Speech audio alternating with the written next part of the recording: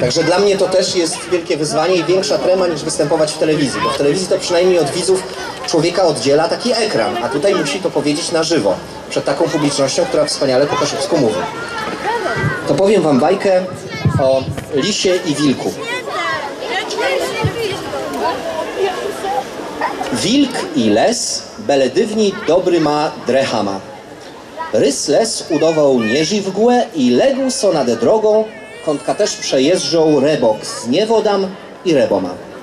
Rebok, myślący, że les jest zdechli, położył go kole rebów na łezu.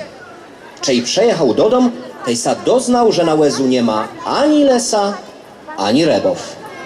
Łopczas jachani les zdrzucił rebę z łeza, a świadczyło o tym ich mały grepci, jacze rebok nalazł, czej copnął so cały sztek drodzi.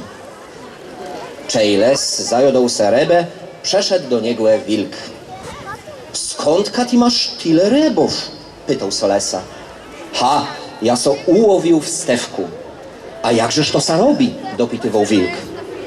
Pój lesa za mną, to ce płekarza. Szletej do jezora, gdzież był wycąty przeręble od wody.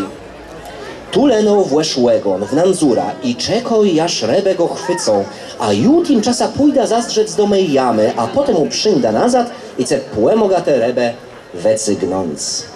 Wilk czekał i czekał, a że był srodzi mróz, z tej wkołego na utworzył salut. Wilk cygnął i cygnął, ale wydobłyc go nie mógł. Les tymczasa przyszedł nazad i śmiał sa, czej widzą, jak wilk sa mąci. A widzisz, wiele tych rebów so nagromadziło. Czekaj, joci płomoga je wecygnąc. Uzdrzył w pobliże psa i nącącego zaprowadził jaż do wilka.